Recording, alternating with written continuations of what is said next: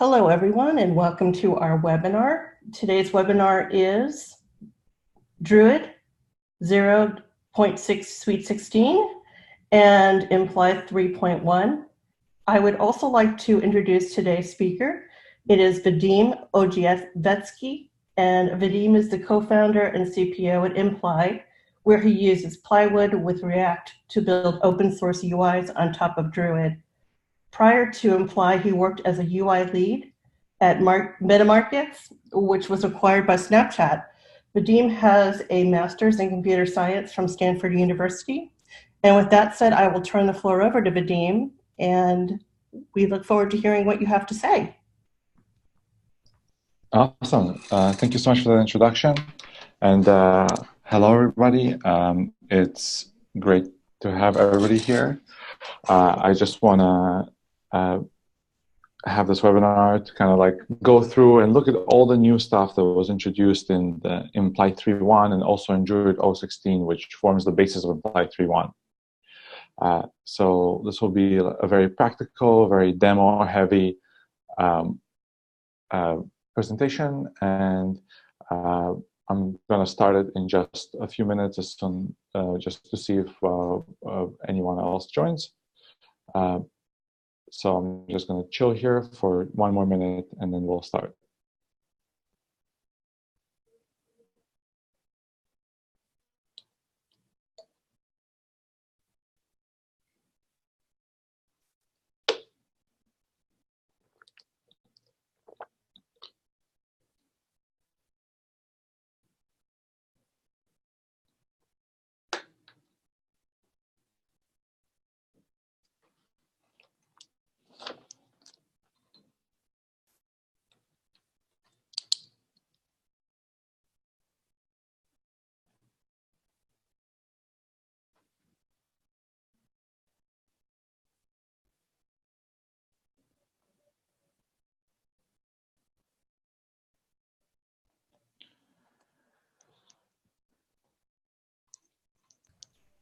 Just a quick comment. Should anybody have any questions, please go ahead and open up the Q&A section of the webinar control panel.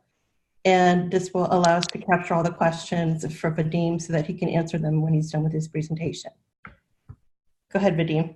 All right, so I'm going to start. And first of all, I'm going to start by looking at some of the new features of Imply 3.1 that is being rolled out now. I think one of my favorite and most kind of nicest features I really like when we do a lot of UI polish and just make the UIs really clean and smooth and easy to use. And right now, with this iteration, we redid the polish of the header bar, and this kind of like pulled out all of the actions that you used to have onto the side here. So now it's very easy to search for whichever data cubes you want. You just enter some string here and search for it. And also, you can easily add new entities to this plus button. We standardize this UI across all components here. So, all of the relevant and most important parts are kind of pulled out here. And also, we kind of went through everything and just made lots and lots of UI improvements. For example, when you're editing a data cube and you're looking at, for example, measures, we completely improved the look and feel of this dialog right here, and pulled it out into separate tabs. So now it's a lot less cluttered and a lot more organized, and there's a lot more options that can be surfaced to you because there's just more order here, including changing how comparison is colored and configuring lots of advanced options. I have, so just lots and lots of UI polish all throughout. Now, looking at another very interesting feature is seeing how can people integrate Imply components into their workflows and their dashboards. And one of the things we did here is if you're looking at some view here at Imply, for example, maybe you're looking at, I don't know, a table, you can, if you enable it, you can go in and actually embed this visualization. It will give you a convenient link with the stateful URL, an iframe snippet that you can copy paste, and then just plop it into your own HTML somewhere. And when that iframe opens up, it will be basically just that visualization with all the Chrome cleared out. So this allows you to really take these visualizations that you construct in Pivot, and you can always put them together into a dashboard and kind of arrange them within Pivot into a cross-filterable dashboard. That has been something that's available for some time, but you can now also arrange them into your own dashboard or kind of bring them into your view. And we've greatly improved the capabilities of embedding Pivot visualizations and views. So that was a big focus of this release from the Pivot side. And now I want to just shift gears and talk about something a little bit different, which is all the awesome improvements that were happening on the engine side, on Druid. So the 3.1 release is based on Druid 0.16. So right here, I'm running the Druid that is accessible from this cluster. And we did a lot of work to make Druid easier to use and much more powerful in many ways. And I want to go through these right now. So first of all, right here, this is the data loader that comes with Druid. If you've been following our development religiously, if you've been to the last webinar, this is not new to you because we added it in the previous release. But if you maybe are just tuning in from and you haven't seen the last release webinar, then this is a completely new view you probably haven't seen before.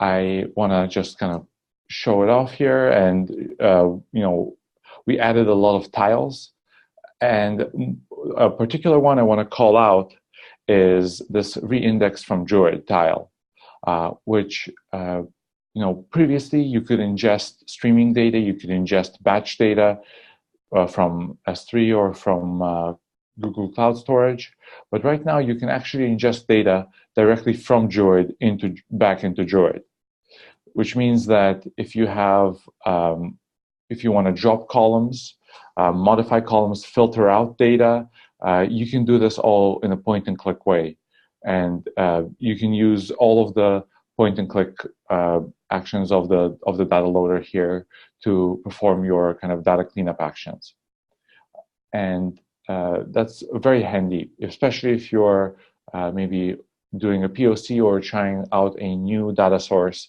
You can ingest it in some way and then try to kind of re-ingest it with maybe less columns or fewer rows and see how that turns out. We also added this really convenient example data tile right here, which just lets you load some examples, and the list of examples here will grow. So you can just select one of the examples and it will point you to the file in the right place, and then you can start it and ingest it and have a really fun play around with it. And the last one, my favorite feature that's kind of added here, is this notion of paste data. And that's really the ability to ingest data directly from the clipboard. If I open this up, I can basically type in some raw data here. I can just say name, Vadim, value. The best data always comes from the heart, and I can just, let's see. I can, the use case for this is if you just want to try out how a schema will look like in Druid, maybe somebody posts you on a channel or email. Somebody just posts a few events, being like, "Hey, my events look like this. What do I do with them?"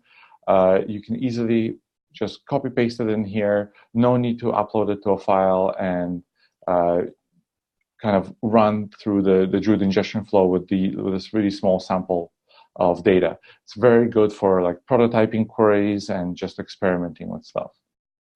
And there's a lot of features that were added to make this kind of prototyping, experimenting use case a lot nicer.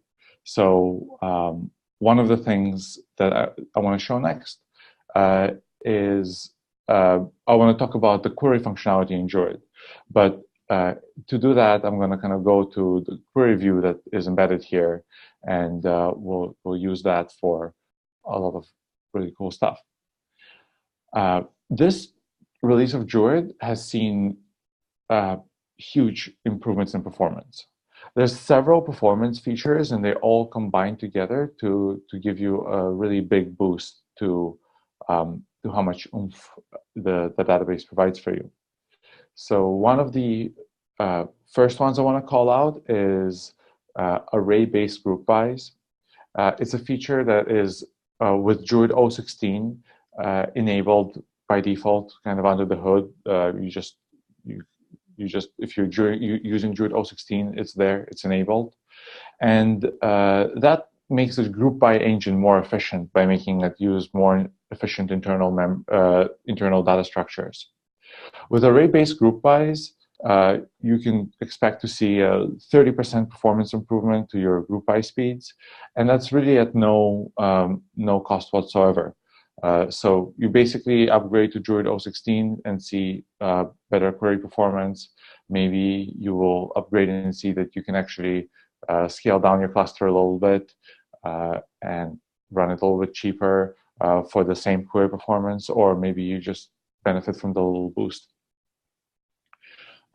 That's a very exciting feature. And another very exciting feature that also works in conjunction with this to give you even more performance improvements is query vectorization.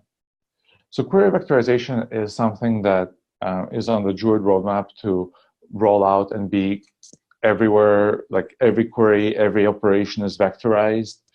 We're not quite there yet. We're doing it in stages. And in Druid 016, we've introduced the stage 1 of query vectorization. What that means is that you can play around with it on your data. It's not enabled by default. And I will show you how to enable it, and also how to kind of run a meaningful test on your own data for how much query vectorization will benefit you in certain queries.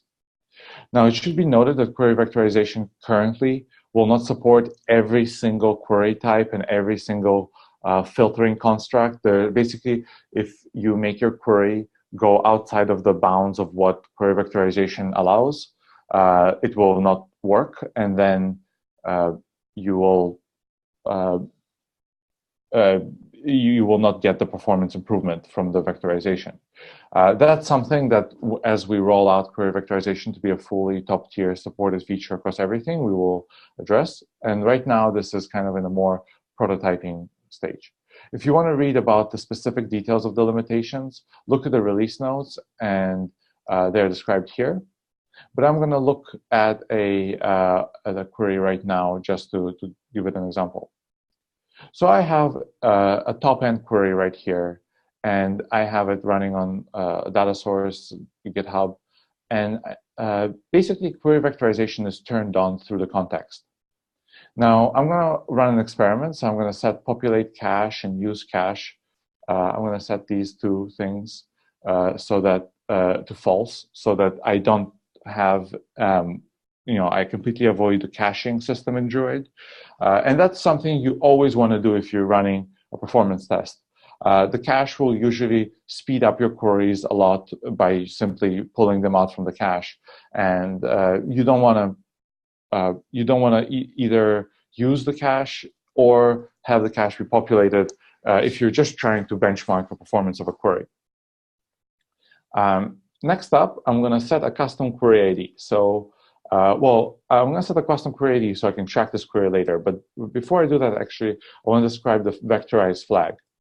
The vectorized flag is, it has three values, true, false, and force. So the default is false. And if I mistype it, like I put an underscore in front of it, it's as if I don't have it here. It will be ignored. So this is basically going to be vectorized false. So right now I can make a query. I could say, so I'll call it webinar no vector. And I'm going to run this query. And I get a certain time back. I don't actually care about the time of this particular query. I'm going to run this query. I'm going to do a very, very, very simple test right now. I'm going to run this query 9 more times to get 10 in total. So I get 1, 2, 3, 4, 5, 6, 7, 8, 9, 10. So that's 10 runs of a query with no vectorization. Now I can put in this vectorized force flag. Vectorized force is a special option that basically says you must vectorize, and if you can't vectorize, then just fail the query. This is really to ensure that I'm definitely using vectorization and I haven't used anything in my query that would prevent it. Again, this is really only helpful if you're doing a benchmark. In reality, you'd probably want to set vectorize to true, which will basically say vectorize if you can, and if you can't, just still run the query, but don't vectorize. So I'm going to do webinar with vector. I'm going to run this query again with vectorize set to force. So let's do 10 runs. 1, 2, 3, 4, 5, 6, 7, 8, 9, 10. So I have 10 runs of this query with query vectorization enabled. And because this is running in the Imply platform, it's using Clarity, which is our APM for Druid. It's emitting metrics from this cluster. And I can actually go in here right now. So this is a previous test that I ran. I'm going to remove it. And I can see the queries for this cluster. And I'm going to just make sure I'm completely updated to the latest data. And then I'm going to pull in my, let's see, there's my webinar no vector. Let's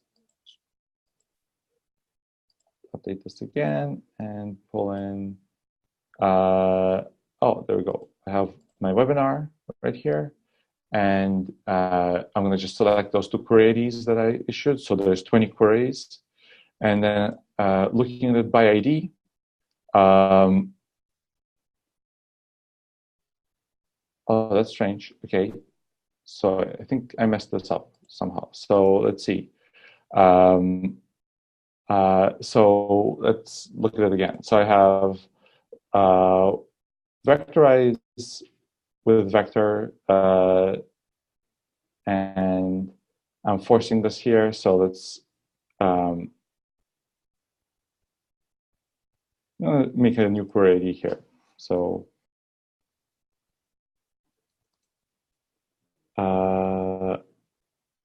just try this again. Okay, let's see. 1, 2, 3, 4, 5, 6, 7, 8, 9, 10. And I'm going to set this to false. And set this to no vectorization. And then 1, 2, 3, 4, 5, 6, 7, 8, 9, 10. And let's just grab that latest data.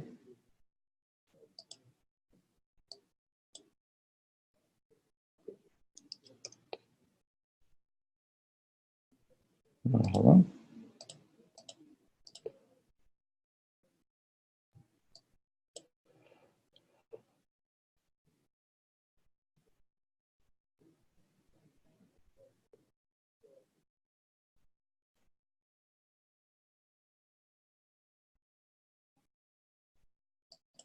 Come on. Oh man, this is the standard presenter symbol trying to do a live demo. Always never goes like how you want it to go. Right, let's try again. ID.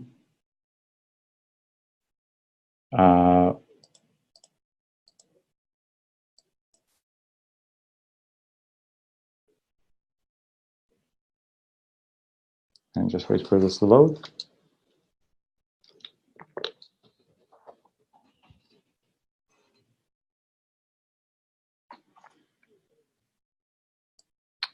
That's very strange. So I guess for this particular query, I'm actually getting slower performance with vectorization, unless I messed up this test somehow, which is very weird.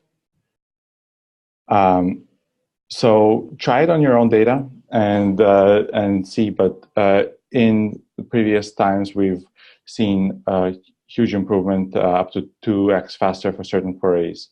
I wonder if this is not the right query engine to try this on. The last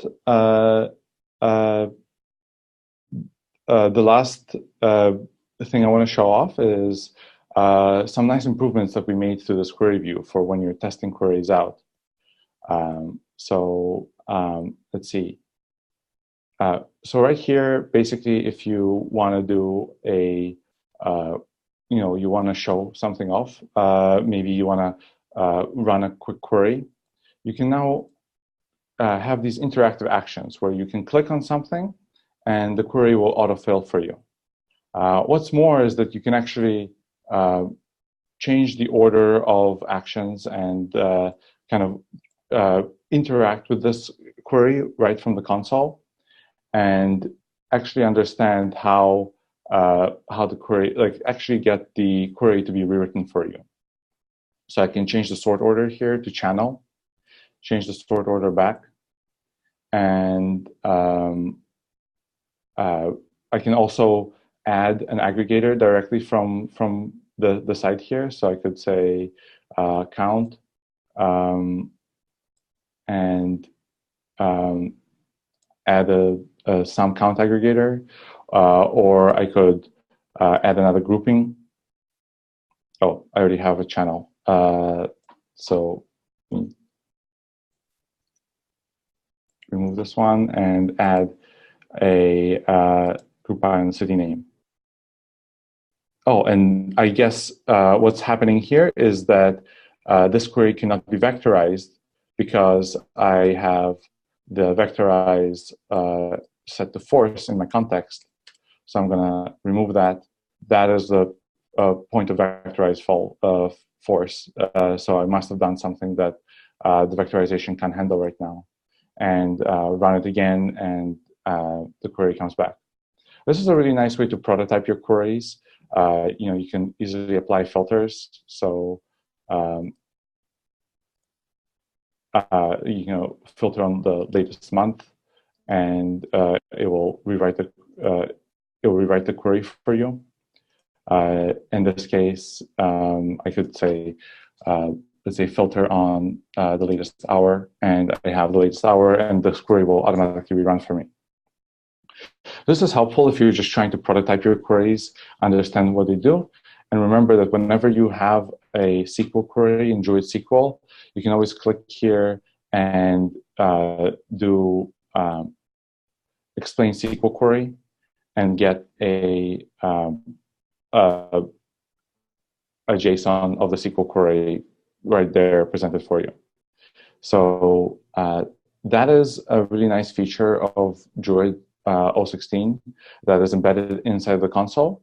There's also a nice query history view. So if you kind of want to see which queries you ran over time, it's available here.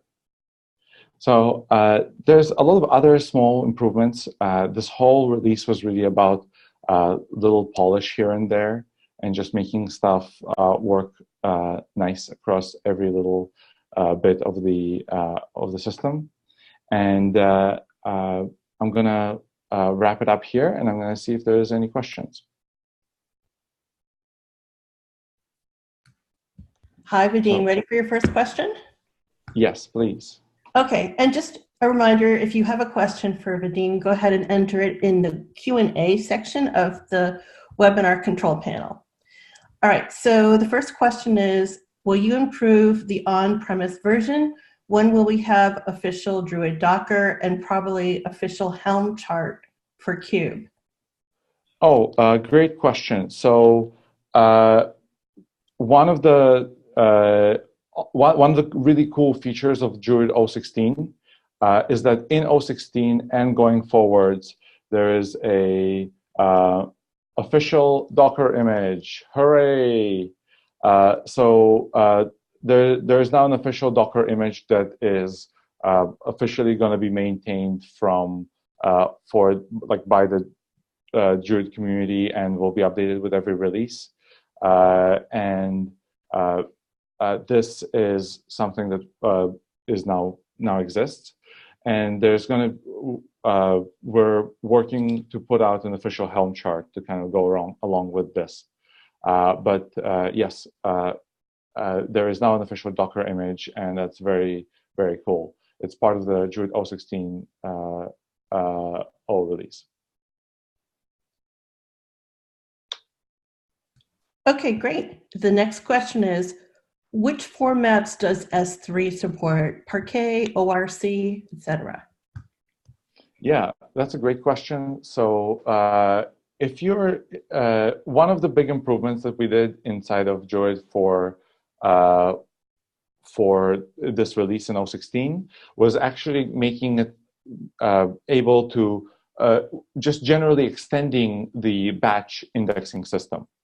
And specifically, one of the things that was shipped in 016 was the ability to do shuffle as part of parallel batch ingestion. Now, one of the things that we don't support yet is actually, using the native batch, is reading non-binary files like Parquet or ORC. So right now, if you want to use the native batch ingestion from S3 or like any store like S3, HTTPS, anything, there's a limitation that it has to be a text file like CSV, TSV, JSON. It can be gzipped or zipped in some way, but it has to be fundamentally a text-based format. Right for the 016 release, if you want to ingest batch ORC or Parquet data, you have to use Hadoop-based ingestion, and you have to just submit a spec manually. The thing that we're actually hoping to do in the next release in 017 is make it possible to read binary files as part of native batch ingestion, which basically would include ORC and Parquet and any other thing that Druid has a parser for. And after that, we also plan to make the native batch ingestion be able to ingest and read directly from HDFS. When that is complete, we believe that the native ingestion in Druid will be able to, in all ways and shapes and sizes, replace the need for Hadoop-based ingestion. And that would be a huge win, because a lot of people, it's a big hassle to have to set up a Hadoop cluster as well as a Druid cluster. So we're very much looking forward to a future where you only have to do a Hadoop-based cluster. But the exciting news is that if you have a text-based format, then in 016 today you can do it should be able to handle any batch load in terms of size as Hadoop will. But the ORC and Parquet, that is the 017 territory. Okay, next question. Okay, so in Hive, this person says that they can create partitions like DataWise and recreate those partitions again when data gets updated. How exactly does everyone do this task in Imply, Airflow Operator, or something else available? Yeah, so there's several ways to update data inside of inside of Druid. basically one of the ways is you could essentially kind of republish partitions or what we call segments at some scheduled interval. So you could, for example, have, okay, like you ingested, let's say, a month of data, and then like some day got some new events, you could restate that day. And when you do that, you want to make sure to pay attention to the segment granularity and tune that correctly, because you don't want your segments to be too small, but you also, so, you know, when you do the partition step, you want to pay attention to this segment granularity. You want to make sure that it's not so small as to generate tiny segments, but also that it's not too big that if you're republishing data, you're republishing a lot of it and too often. Another way to do this is actually to utilize Druid's roll-up feature.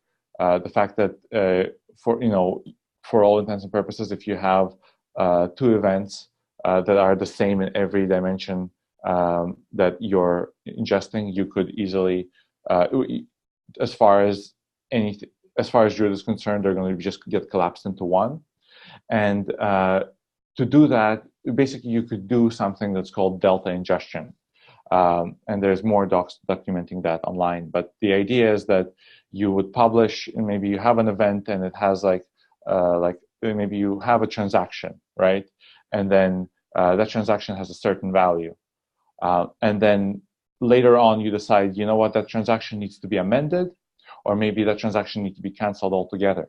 You can publish exactly the same transaction again with all the same dimensions as the first one, but with the value negated to either like negated to cancel it out, or just the delta to update the previous value.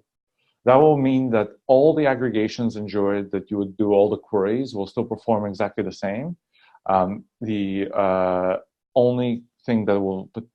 only way you would even know that that event is there is by doing a raw, like a count of raw rows ingested into Druid. And then on top of that, you could set up an auto compaction job like this. You could just set this up, create an auto compaction spec, and that would cause Druid to automatically go and take your data, take the delta data, and then roll it up into single rows. So for this to work, you need rollup to be enabled, which is a great way to run Druid, and also you need to do the auto compaction. And if you actually think about it, this auto compaction step is actually kind of the same as what I said, the first thing I said, where you're publishing a new set of data yourself, because the auto compaction job will just take your data, take your deltas, and then it will compact it. Except this is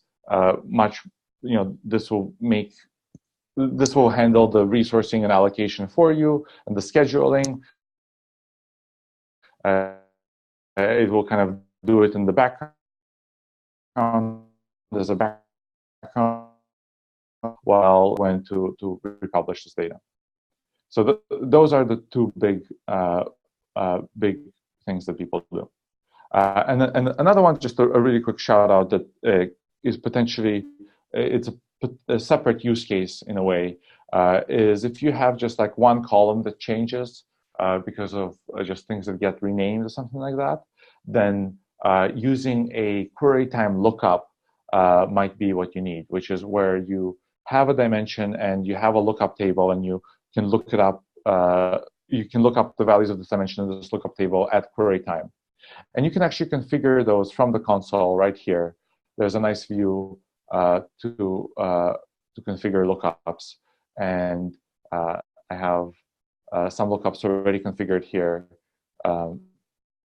And this is a very simple one with just an inline JSON spec, but the lookup can pull from anything, including another database. So this is another pattern. This is a bit of a different use case. The first two were kind of the same thing, just with different allocation of responsibility.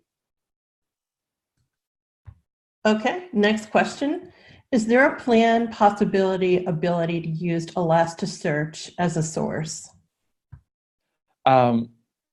Yeah, so the question of using Elasticsearch as a source for Druid, I think, so practically speaking, this is not something that's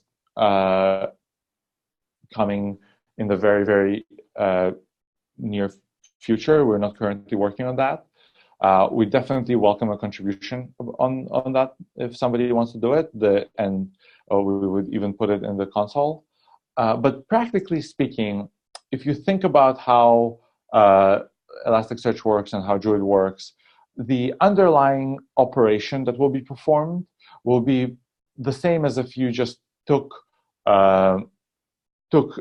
data from Elasticsearch, dumped it out into into S3, for example, or HDFS, or into just any kind of file system, and then ingested that into Druid.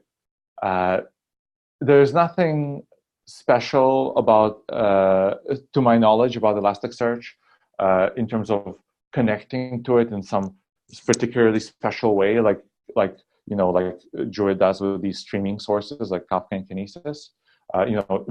There's a lot of special knowledge involved with offsets and keeping track of how the ingestion is going.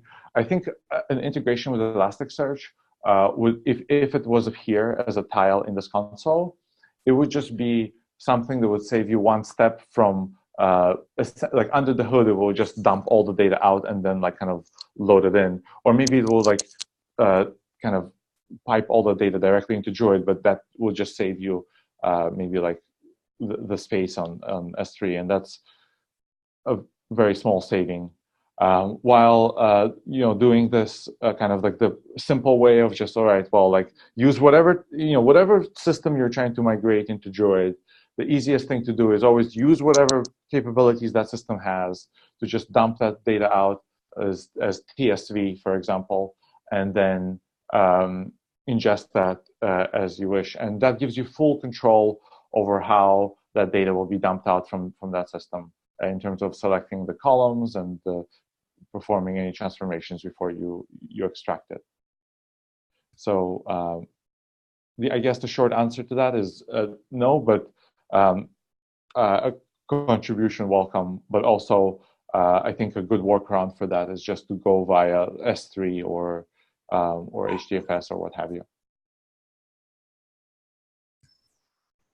Okay, does Druid 016 support query from remote file systems without pulling an index to the local FS? Yeah, so the question is basically is it possible to query data directly on S3 or something like that? The answer is no. All data that's queryable in Druid is data that's indexed, converted into segments, and managed as segments. So basically, it has to be in one of these things for it to be queryable inside of Druid. And you can pull in data from remote file systems and from S3, but the data basically has to live here. I think it's something that in the future it was something that would make sense to make possible. It would actually even be really cool if that was its own tier.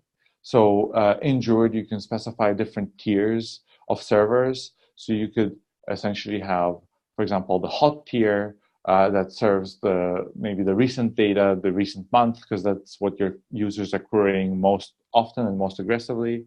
And you also have a cold tier for maybe the last year of data after the month, and then nothing afterwards.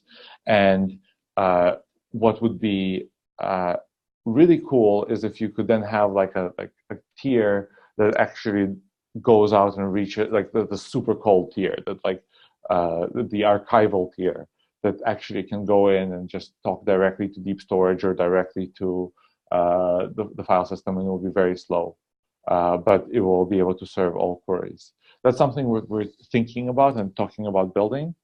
But right now, in Druid 016, the answer is that all data that is queryable has to be indexed into a segment. And you can index data into a segment through this data loader right here.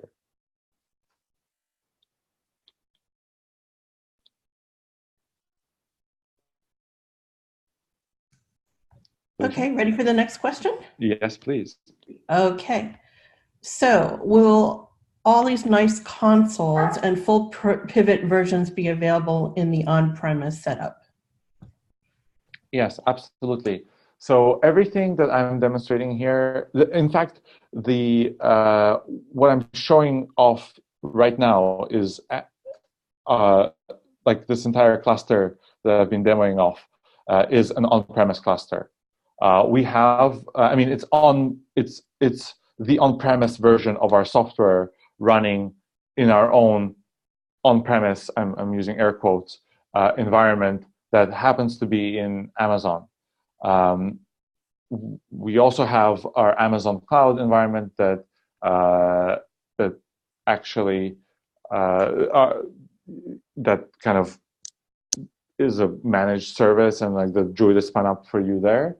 But everything that I'm showing off here is available in on-premise, and this is something that is kind of like a hard commitment from us to the community. We want to make sure that even when you run Imply Cloud, it's a managed service, but like you own the servers and the data. Like it's operating in your VPC.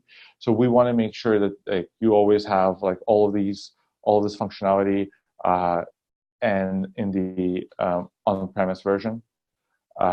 And you are welcome to, if you want to experiment with the pivot and this console, you're welcome to try out, go to our imply.io site, and on the Get Started page, you can fill this out, and you'll get exactly what I'm running right here. And also this console, everything that is all of these screens that have this like Druid logo on them, this is actually part of Druid itself. So this is available even in open source Druid. This is something we're contributing to the community and trying to make Druid as nice and easy to use as possible.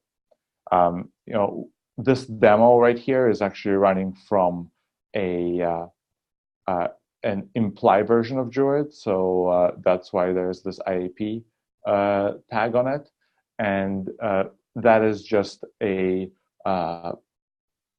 this is our release of Druid that's just a little bit further ahead than the community one. It has a few nice bug fixes and nice things like that, but everything that goes into this release is something that will go into the next release of Druid.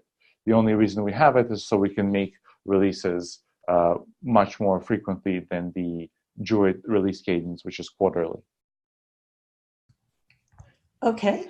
Will the Druid console ever be multi-user? For example, that a user only has access to one data source? In Druid, you can set up user permissions. You have to read the docs on how to do it. You could set up basic basic auth and kind of configure it that way. And the console is actually served as a completely static file from Druid. It's pure like HTML and JavaScript and CSS, and it then uses the APIs of the public APIs of Druid to build all of these views, which means that whatever permissions you configure within Druid, the console has to obey by them. Kind of, it has absolutely no choice not to. That said, the way that in Druid in general is a very kind of power level feature.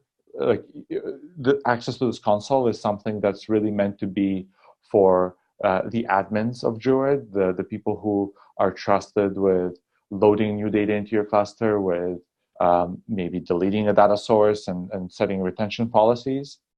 So this is not something that should really be kind of exposed to users. And kind of in Druid, the way you think about it is that you have like the admin permission or no admin permission. And the console definitely requires the admin permission to work.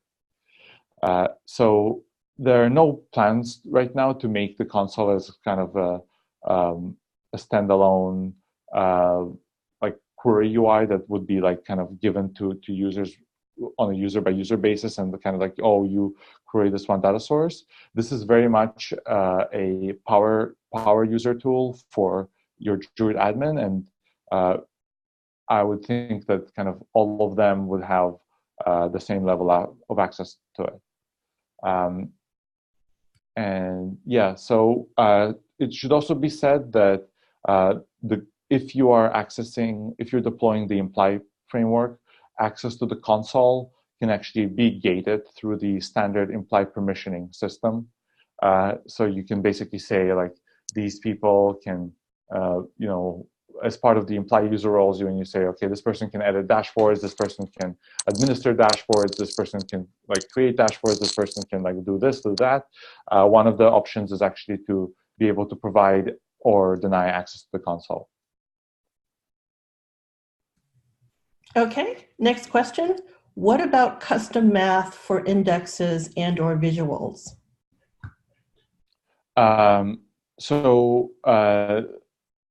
guess the question is about doing custom aggregations or custom like transformations for you know, for showing your visualizations. That is something that we support. Kind of like this is something that, depending on exactly what kind of custom stuff you want to do, is available on many different levels. So, for example, inside of Pivot, if you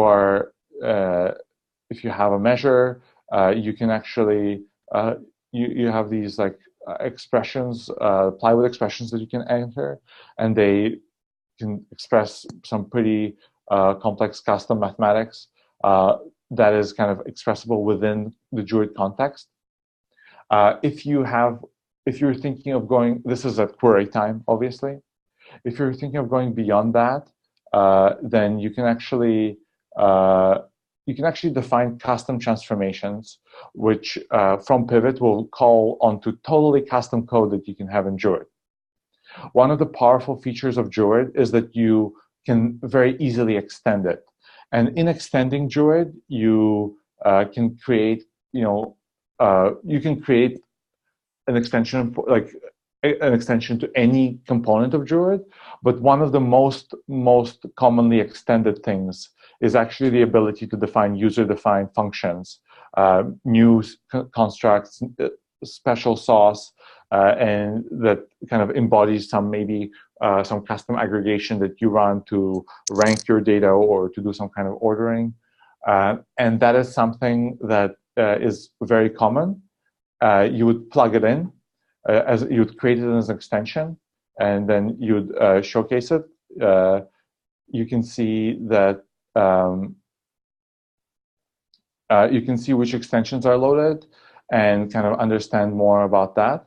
And then from doing that, you can also then call out to that from Pivot and also make it available in SQL.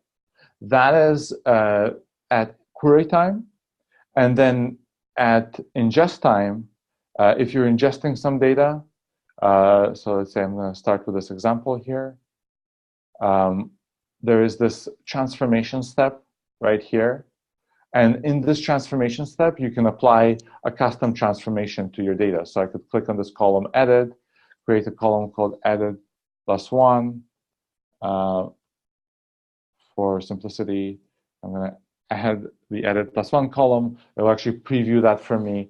So this is ingest time transformations and custom math that you can do either on a row by row basis like this to create a new column, or you can do it as part of the schema to configure like a measure in a very particular way.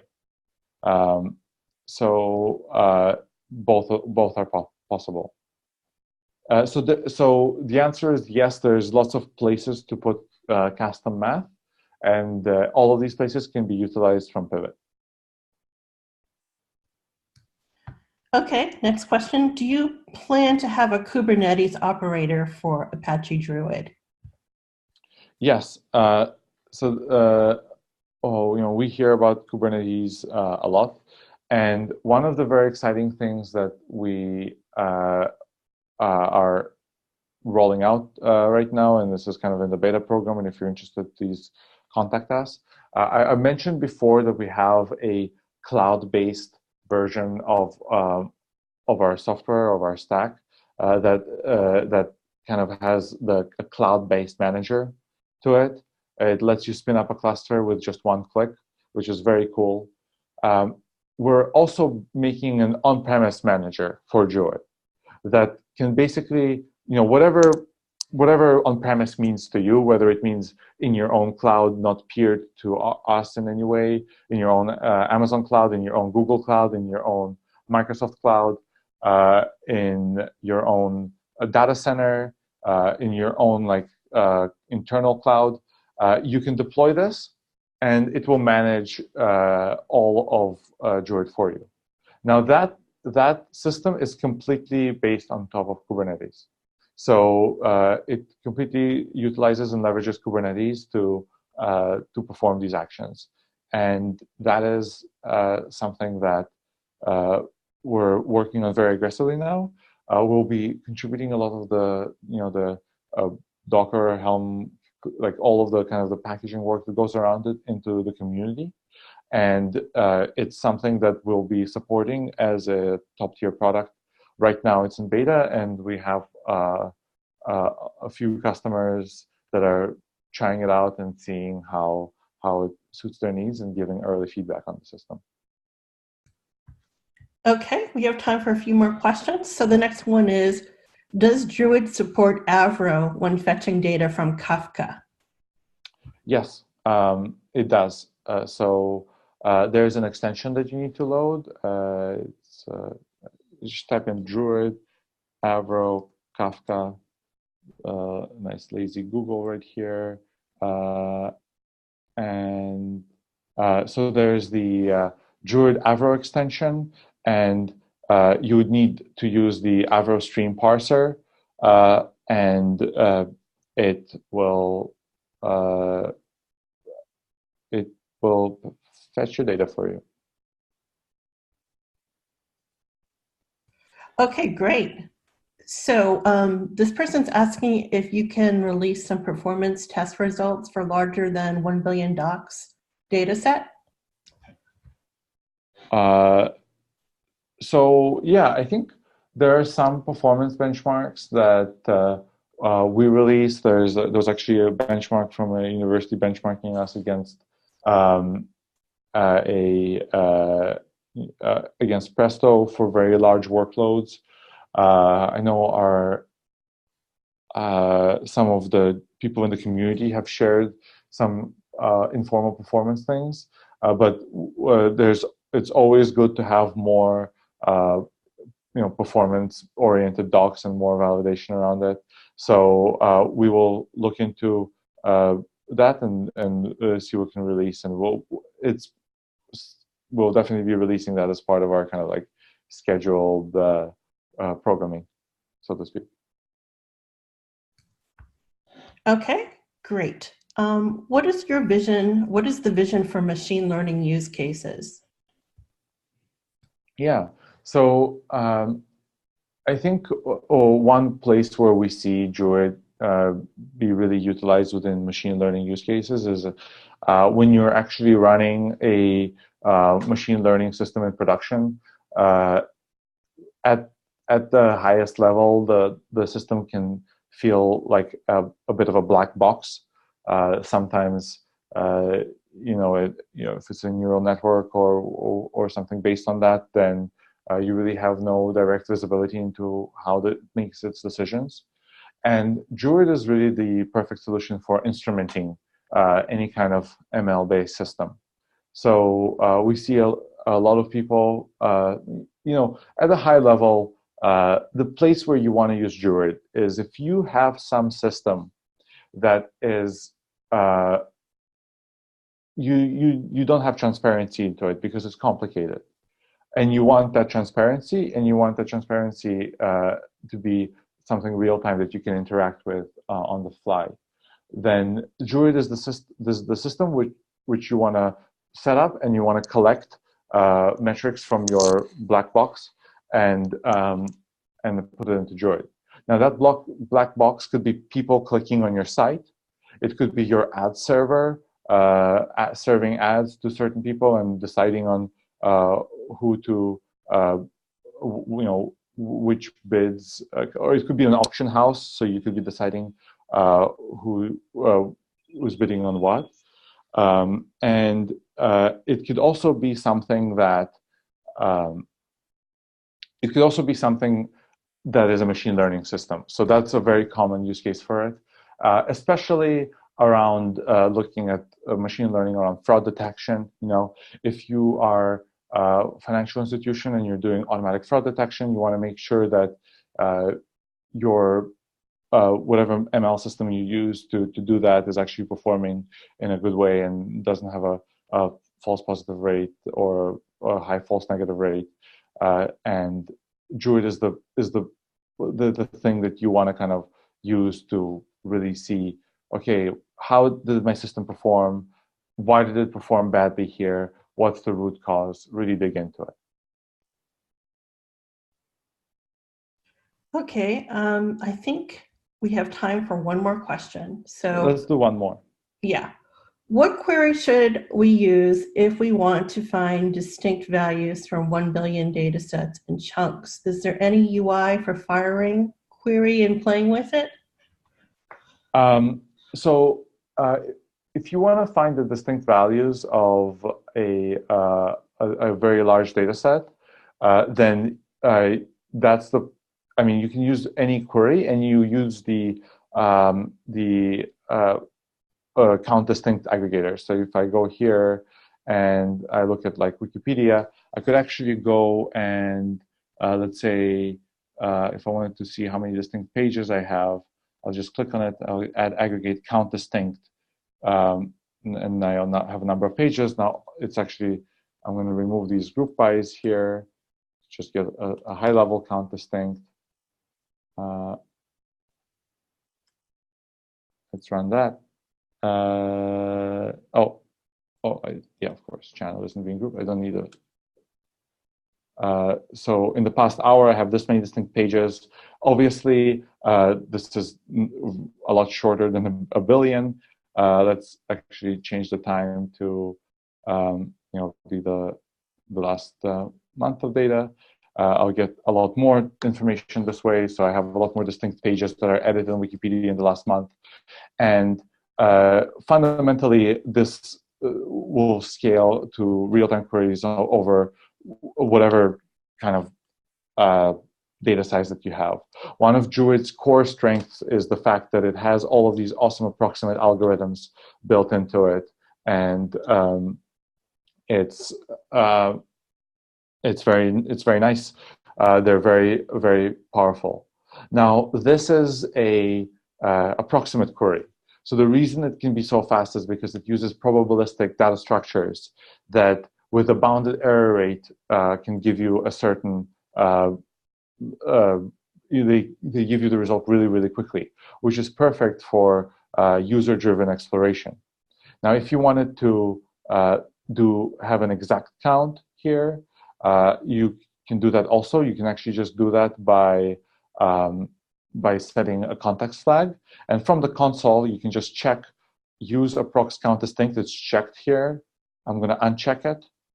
And it's actually going to add this line into my context when I uncheck it. And if I run this, it will take a lot longer. In this case, it's a very small data set, so it doesn't take that long. But it will do this calculation, and it will do it in an exact way. So this is absolutely the query you should use. Absolutely use SQL for that, because it will be able to. This is really an example of how like SQL is great, because it will be able to optimize itself into the correct thing under the hood. And if you're wondering, well, like I still want to know what exactly is it doing under the hood, well, you can do the explain query plan and see for yourself. That's the query that you should use for approximate count distinct. And Druid has actually several different approximate data structures. You know, the original one that we shipped with was hyperloglog. And one of the newer ones is theta sketches. And again, they're all the same from SQL. Like SQL kind of abstracts over those for you. But you can also, if you are interested in which exact algorithm Druid is picking under the hood, given your high level. Oh, wait, hold on. I just did a count pages. I want to do a count distinct here.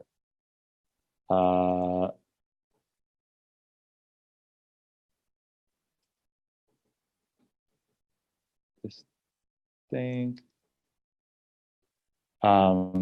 Yeah, okay, so this will take longer. I was like wondering why that was so quick. Oh, yeah, so it's because I'm doing a non-approximate one. And this cluster isn't provisioned with enough resources to do it. So I'm going to do one that is approximate. And there you go. So, okay, pretend I did that all along. And it will... So yeah, but again, same answer still stands. If you want to understand what is this actually doing under the hood, you can explain the query plan and understand what's going on. All right, well, that takes us a little bit over the top of the hour. And Vadim, thank you so much for a great webinar. Audience, thank you so much for your participation. There were a lot of questions today. And if we didn't get to all of your questions, what I'm going to do is copy them and send a copy to Vadim. And from, he hopefully will be able to answer some of them in a follow-up blog post at some point in the future. All right, so thank you again, Vadim. And again, audience, thank you. And we hope to see you on a future show. Take care, everybody. Thank you, everybody.